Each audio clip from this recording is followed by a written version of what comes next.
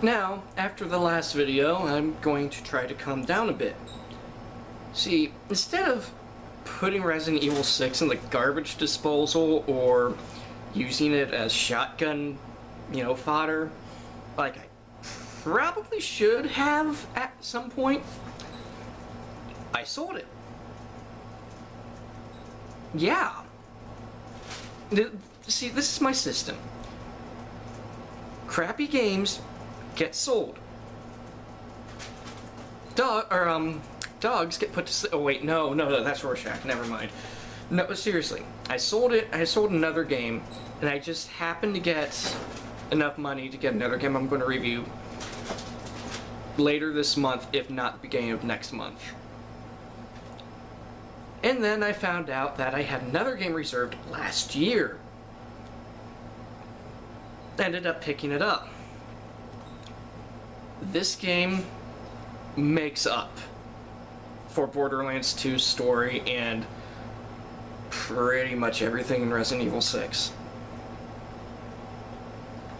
And I have to say, this game, yeah, okay, just making sure. Still getting a little bit of a reflection of, how am I reflecting off of? TV should be off. But anyway, side note aside, it gets me. Because the game doesn't do a lot new. I mean, I was talking to another friend, or a friend of mine, same one who agreed that Resident Evil 6 is not that great, and he said it's like Half-Life 2. Half-Life 2 didn't do anything new, except introduce mechanics one at a time. It started you off in the game, then it gave you the turrets, then it gave you the gravity gun, then everything builds up until all the elements come together in the end, which makes Half-Life 2, one of the best games ever made. Dishonored? It's essentially a bit of BioShock, a bit of Assassin's Creed, and a bit of Half-Life 2. And that's a combination that, when I first saw Dishonored, I was really suspicious of it. I still reserved it because it was a deal. Reserve something, get something for free, or something weird like that. And I started playing it. The first thing I noticed were the graphics, and graphics don't make a game, necessarily. That's kind of the bad thing about reviewing games, saying the graphics are great. Yeah, the graphics draw you in. You can judge a game's visual quality, how much you're going to get immersed by the graphics if you're a visual person. But look at a game like Deadly Premonition. The graphics were god-awful, but the game was fun as hell. Hard to control, but it was still a great game. I'm one of the gamers that I absolutely love Frostbite 2. Battlefield 3, Medal of Honor, Warfighter. The engine's phenomenal. I love it, because of the realism involved. It looks realistic. I mean, yeah, there's the uncanny valley still, but it looks pretty damn good. Dishonored doesn't look realistic. It looks like an oil painting. And it works.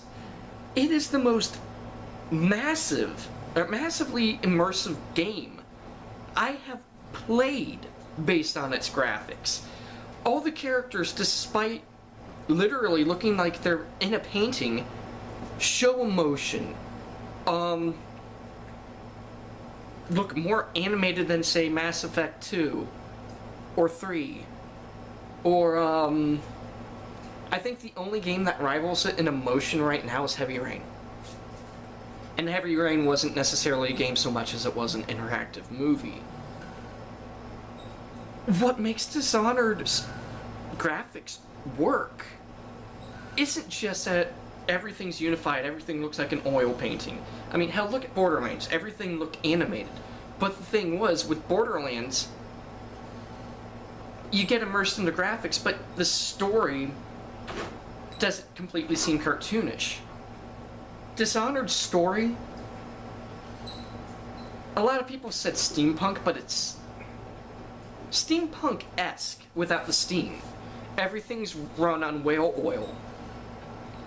And it fits with that oil painting type of feel.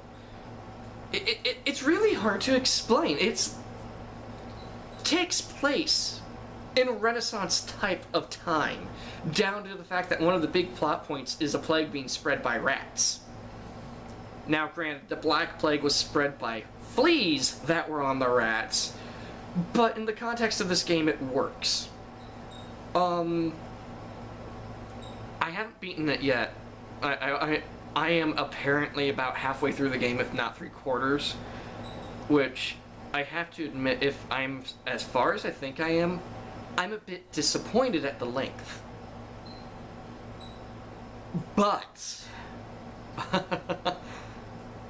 but it makes up for it. I played through the first mission twice. One way I killed the guy. The other way I spared him. This game has some massive replay value. You can go through the entire game, and I will try to do this eventually, without killing a single person. At all. It is astonishing how they made the game, hey, play it the way you feel, the way you're comfortable with. And I can't believe a lot of games haven't done this before. I mean, Call of Duty, oh, you could go through this mission this way or that way. Gears of War, you have 2 paths. What if you want to go the path of most resistance without killing anyone? You could do it in Dishonored. What if you want to go the path of least resistance and sneak behind people, stab them in the back, and throw them in the river so that nobody finds the body? You can do that. What if you want to create as much chaos as possible? You can do it. What if you want to summon rats and make them eat everyone?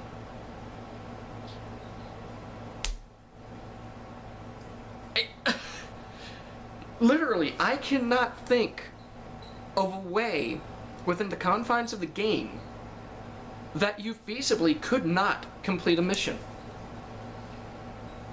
It's done in such a way that you can complete the mission without killing anyone, including the minions. The bad thing about it, though, is the AI. Again.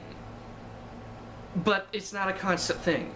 I have run into several times in the game where a guy has spotted me when I was in cover, in stealth mode, in the shadows, from 10 feet away.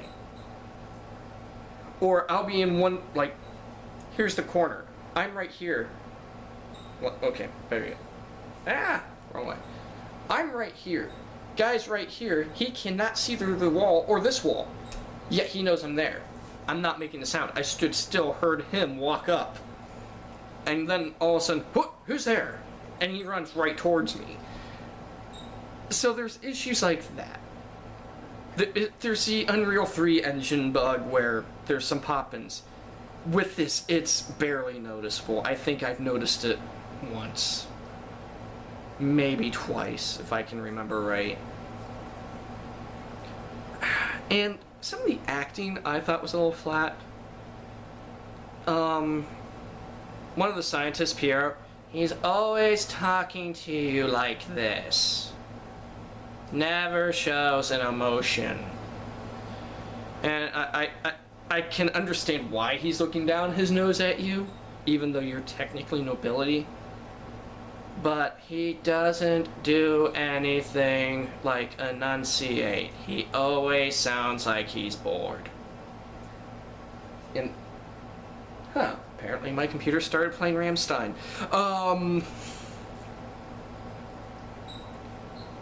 But that's minor. That's a minor quibble compared to everything else. The story, while some basic is absolutely enthralling. The characters, like the way they're written, it draws you in. The graphics draw you in. One mission, without saying too much, you have to kill 2 people related to one of the loyalists you're working with. And if you kill them, I didn't do this without killing them, because I screwed up and attacked someone that I wasn't supposed to do. That was going to help me. But, if you kill them and go back to talk to him, he'll kind of just look at you like, I know I told you to do this, I understand why you did it, but I can't even bear to look at you right now. They're human emotions that this game explores that I wish more games would explore, that I'm glad Medal of Honor Warfighter is dealing with, such as Preacher and it having PTSD. I want to see Call of Duty deal with that. I want to see Captain Price actually mourn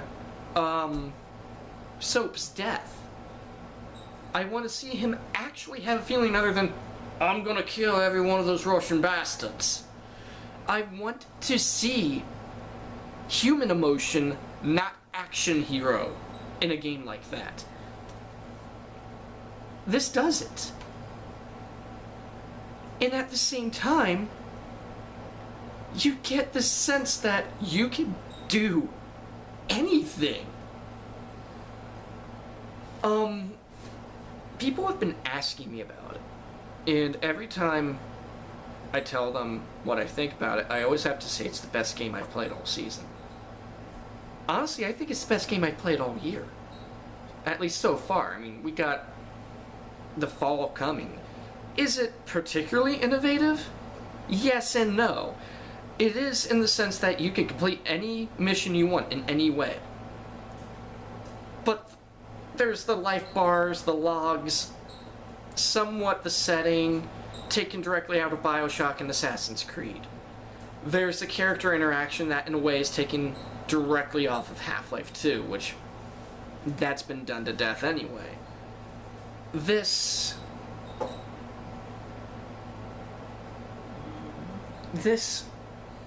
just puts all the pieces together in a brilliant, beautiful package. And like I said, it seems to be a little on the short side so far, as far as I've gotten. Of course, it could be because I've been playing for like hours at a time. But it is definitely a buy. The replay value makes up for its short time. It makes up for just about everything. If every game had replay value like this, you wouldn't need to have sequels. I know how weird that sounds. Of course, that also depends on the fact that game developers need to make games that end in one game. No more God of War 2, Halo 2 bullshit, okay? That's all I'm saying. Make something that's open-ended. Make something that you can do, that you can play the way you want to play. That's what Dishonored does. In that sense alone, you should definitely get it. Anyway, I gotta work on some school stuff as well as writing the next Brain Junk Food. Possibly recording it tonight too, but I'm not sure. And working on the next horror movie and the next Halloween special, which I'm going to do here in a second too. I got a doozy for you on that one. I'll see you guys in a bit.